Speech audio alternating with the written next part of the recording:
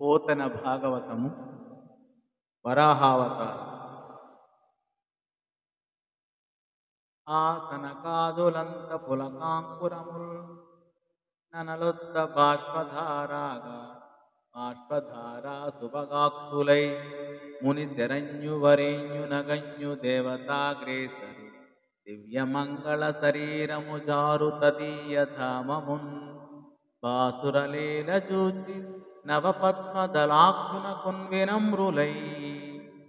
అప్పుడా సనకాదులు పులకింత మొలకెత్తగా ఆనంద బాష్పధారలు కనుల వెంట ప్రవహించగా మునులు శరణు కోరే ఉత్తముడు ఇంతవాడని అంతవాడని లెక్కింపరానివాడు దేవతలలో శ్రేష్ఠుడు అయిన విష్ణువు యొక్క దివ్య మంగళ శరీరాన్ని అతని వైకుంఠ మందిరాన్ని సందర్శించి క్రొంగ్రొత్త తామర రేకుల వంటి కన్నుల గల అతనికి నమస్కరించి ఇలా పలికారు.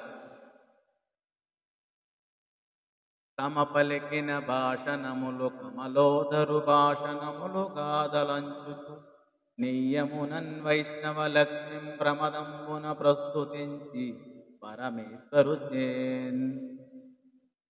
తాము మాట్లాడిన మాటలను విష్ణువు మాటలుగా భావిస్తూ స్నేహభావంతో విష్ణుమూర్తి భార్య అయిన లక్ష్మీదేవిని స్తుతించి ఆ శ్రీహరి చేత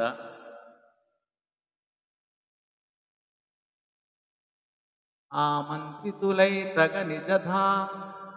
నిజధామములకు జనిరివారు దడయక లక్ష్మీకాముడు జయ విజయుల నభిరామంబుగ చూచి పలికి రయమొప్పారన్.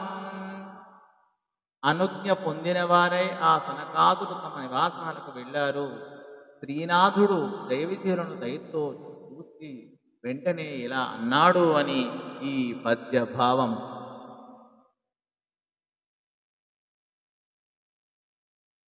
ధన్యవాదము.